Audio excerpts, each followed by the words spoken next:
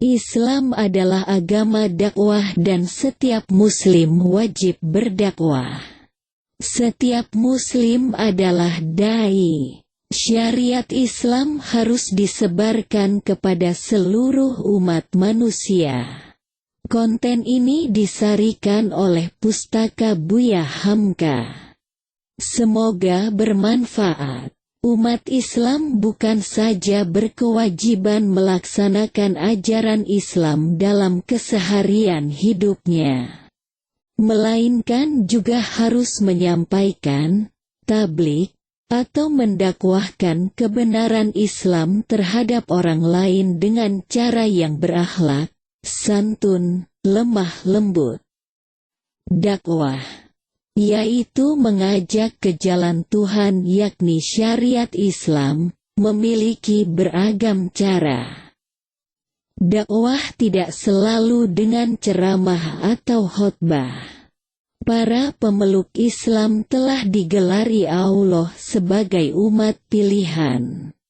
Sebaik-baik umat, khairu ummah, yang bertugas berdakwah, yaitu mengajak kebaikan dan mencegah kemunkaran. Kamu, umat Islam, adalah umat terbaik yang dilahirkan untuk manusia. Karena kamu menyuruh, berbuat yang makruh, dan mencegah dari yang mungkar, dan beriman kepada Allah. Sekiranya ahli kitab beriman, tentulah itu lebih baik bagi mereka. Di antara mereka ada yang beriman, namun kebanyakan mereka adalah orang-orang fasik. Quran Surat Ali Imran ayat 110. Setiap muslim wajib dakwah. Jadi, aktivitas dakwah harus menjadi bagian dalam kehidupan sehari-hari seorang muslim.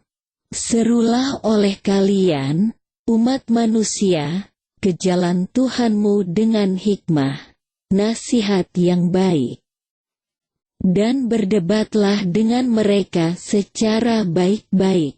Quran Surah An-Nahl ayat 125. Dapat dikatakan, setiap muslim adalah dai, juru dakwah. Kiai Haji Isa Ansari rahimahullah menyebutkan, Islam adalah agama dakwah. Menjadi seorang muslim otomatis menjadi juru dakwah, menjadi mubalik, bila dan di mana saja, di segala bidang dan ruang.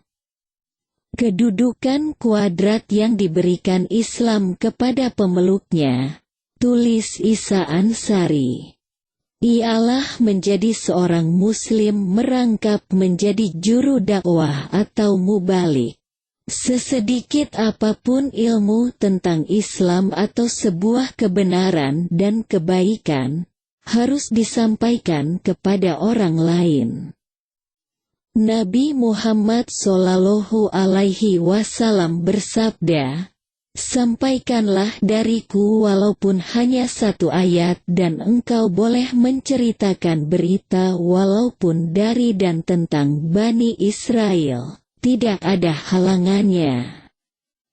Dan barang siapa yang berdusta atas namaku dengan sengaja maka bersiap-siaplah menempati tempat duduknya di neraka. Hadis riwayat Imam Bukhari. Katakanlah kebenaran itu walaupun rasanya pahit. Hadis riwayat Imam Ibnu Hibban. Barang siapa di antara kalian melihat kemunkaran, kemaksiatan, maka cegahlah hal itu dengan tangannya, kekuasaan. Jika tidak mampu, cegahlah dengan lisannya, ucapan.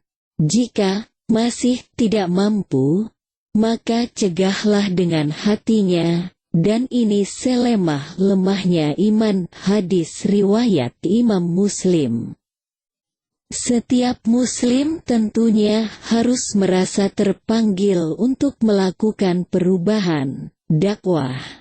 Hal ini karena hadits tentang mengubah kemunkaran di atas menjadikan pengubahan sebagai kewajiban yang dibebankan kepada siapa saja yang melihat kemunkaran. Dimensi dakwah. Dakwah adalah kewajiban pokok umat Islam yang lingkupnya amat luas dan sering diabaikan umat. Setiap muslim harus memiliki peran dakwah, yakni menyebarkan kebenaran Islam. Rasulullah bersabda, "Sampaikanlah ayat Allah, nilai kebenaran Islam, itu walau kamu baru mengetahui satu saja, amat sedikit." Perintah melakukan amar ma'ruf nahi munkar atau menyebarluaskan kebajikan dan menangkal kemunkaran, kemaksiatan sudah merupakan dalil baku Islam. Dakwah memiliki dimensi yang luas. Ada 4 aktivitas utama dakwah, yakni 1. Mengingatkan orang akan nilai-nilai kebenaran dan keadilan dengan lisan. 2. Mengomunikasikan prinsip-prinsip Islam melalui karya tulisnya. 3. Memberi contoh keteladanan akan perilaku akhlak yang baik. Dan 4. Bertindak tegas dengan kemampuan fisik, harta, dan jiwanya dalam menegakkan prinsip-prinsip ilahi. Metode dakwah. Tentang cara atau teknis berdakwah. Allah Ta'ala dan Nabi Shallallahu Alaihi Wasallam memberikan tuntunan, kaifiyah dakwah, metode dakwah sebagaimana dinyatakan dalam Quran Surah An-Nahl ayat 125 dan hadits tentang mengubah kemunkaran di atas. Ayat tersebut menunjukkan bahwa dalam garis besarnya, umat yang dihadapi seorang dai dapat dibagi atas 3 golongan. 1. Ada golongan cerdik cendekiawan yang cinta kebenaran, berpikir kritis, dan cepat tanggap. Mereka ini harus dihadapi dengan hikmah, yakni dengan alasan-alasan, dalil dan hujah yang dapat diterima oleh kekuatan akan mereka. 2. Ada golongan awam. Orang kebanyakan yang belum dapat berpikir kritis dan mendalam, belum dapat menangkap pengertian tinggi-tinggi. Mereka ini dipanggil dengan mau'izatul hasanah, dengan ajaran dan didikan yang baik-baik, dengan ajaran-ajaran yang mudah dipahami. 3. Ada golongan yang tingkat kecerdasannya di antara kedua golongan tersebut. Mereka ini dipanggil dengan mujadalah billati hiya ahsan, yakni dengan bertukar pikiran, guna mendorong supaya berpikir secara sehat.